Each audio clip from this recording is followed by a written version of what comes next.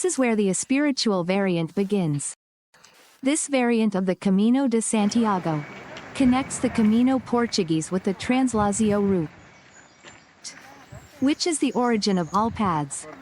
Divided into 3 stages, the route begins in Pontevedra and ends in Pontevedra, where it joins the last stage of the Camino Portugues. The special thing about this variant is that the first 2 stages are covered on foot. By boat from is taken. Surprisingly, there are a lot of pilgrims on this variant. Espiritual? Actually, I'm quite surprised by that because there are only very few accommodation options. In 44 AD, on the orders of Herod Agrippa I, the Apostle James the Great was beheaded. James had returned to Jerusalem. After preaching for several years in what is now Spain, the few Spanish disciples who had followed him to Jerusalem stole the body and loaded it into an unmanned stone ship. Guided by angels, it was taken to Galicia, to the mouth of the Ulla River, until it arrived in Iria Flavia, the present-day city of Santiago. Helpers buried it further in the interior. After that, the tomb fell into oblivion. After its rediscovery in the 9th century, a chapel was built over it. Later a church and finally the cathedral, around which the city of Santiago de Compostela was formed. We are now at the Polo Monastery. Here we were warmly welcomed and immediately received a pilgrim stamp. That's already about half of our day's tour. But the hardest part is yet to come. Today we have the highest increase of our entire route. Wonder how we're going to get up there.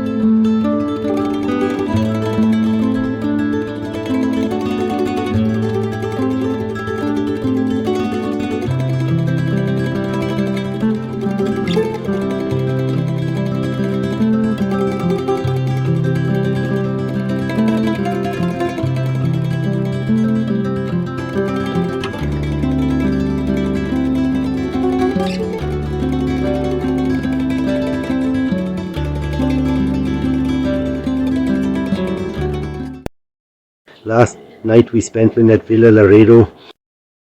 Absolutely excellent. The bed is wonderfully soft, and today there's also breakfast. And it's a proper breakfast. Not until 8 am. So I have to spend another half hour here waiting until we can get into the breakfast room. There was absolutely nothing to eat here, no way to go anywhere, but we knew that and brought a reusable bottle. Red wine, a baguette, plenty of sausage and cheese, and now of course we've bought way too much and have to carry all of it with us. And we spent the whole thing from 11 a.m. until 4:30 until we got here. Carried up and down the mountain. That's unbelievable. But they don't even sell anything to drink here. We can do that with breakfast today, because our tour is, I think, the shortest one we've had so far. So it's not even approximately 20 kilometers and it's generally downhill. That's why it's not a problem. If we start a bit later, the weather doesn't look that great anyway. Heavily overcast. It's probably going to rain again.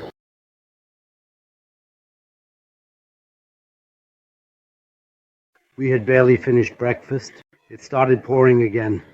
That's certainly a nice start to the day.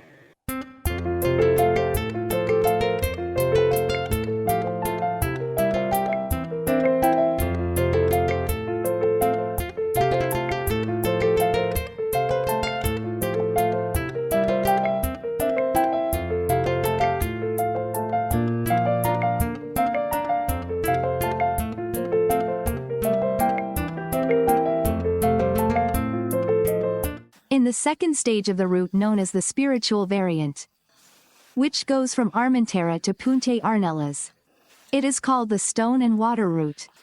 In Spanish, Ruta da Pedra e da Aqua. A magical path along the small river Armentera, surrounded by dense vegetation.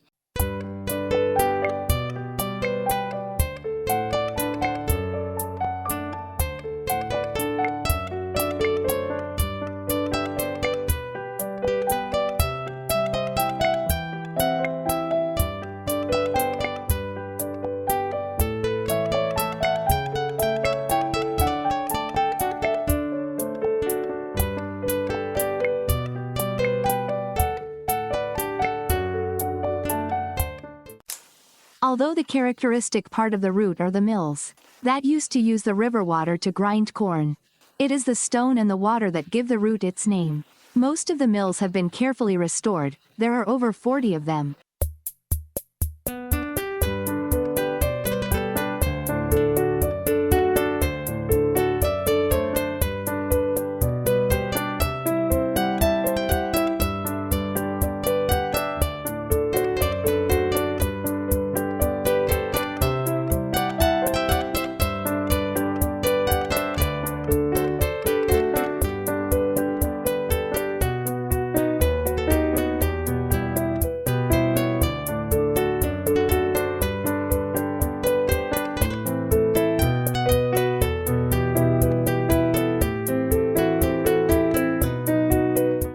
The second section of the Ruta da Pedra e da Aqua is a very beautiful path that constantly runs along the riverbank, accompanied by the sound of small waterfalls and rapids and the omnipresent windmills.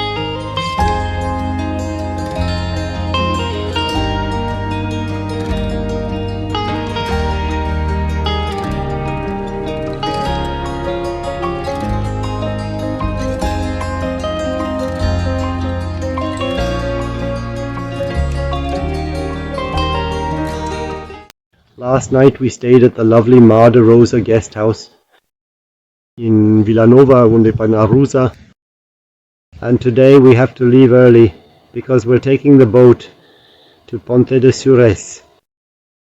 From there we continue on foot. That's about 36 kilometers that we'll cover by boat.